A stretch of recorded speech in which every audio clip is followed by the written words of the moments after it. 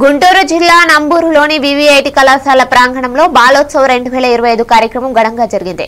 ఈ సందర్భంగా ఎమ్మెల్యే మండలి బుద్ధప్రసాద్ మాట్లాడుతూ చిన్నారుల్లోని ప్రతిభను వెలికి తీయడంలో బాలోత్సవ్ వంటి కార్యక్రమాలు కీలక పాత్ర పోషిస్తాయని అన్నారు.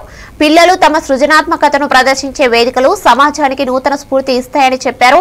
విద్యతో పాటు సాంస్కృతిక కళా కార్యక్రమాలు పిల్లల ఆత్మవిశ్వాసాన్ని పెంచుతాయని తెలిపారు. భవిష్యత్ భారత నిర్మాణంలో చిన్నారుల పాత్ర ఎంతో ముఖ్యమని, ఇలాంటి కార్యక్రమాలను నిరంతరం ప్రోత్సహించాలని సూచించారు. సార్థకమవుతాయని చెప్పిన భావనలో ఉన్నారు. అలా అని చెప్పి ఇంగ్లీష్కి మేము ఎవరూ వ్యతిరేకం కాదు, కానీ తెలుగు చదవకపోతే మన జాతి అంతరిస్తున్న విషయం మనం గుర్తుంచుకోవాలి.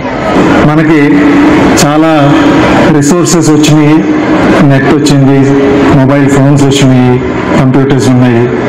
వీటి నుంచి చాలా చాలా విషయాలు మనం గమనించగలుగుతున్నాం. కాకపోతే వేరే మన సోదరులతో సోదరిమణులతో వ్యవహరించేదే మర్చిపోతున్నామా అనేది ఒక పెద్ద క్వశ్చన్గా మిగిలిపోతుంది.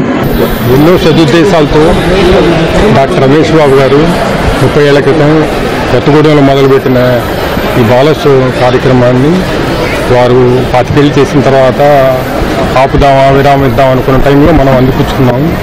సో పిల్లలు ఇక్కడికి వచ్చి 3 రోజులు సంతోషంగా ఉండి వెళ్ళి వాళ్ళు బాగా చదువుకుంటారని మేము కోరుకుంటున్నాం.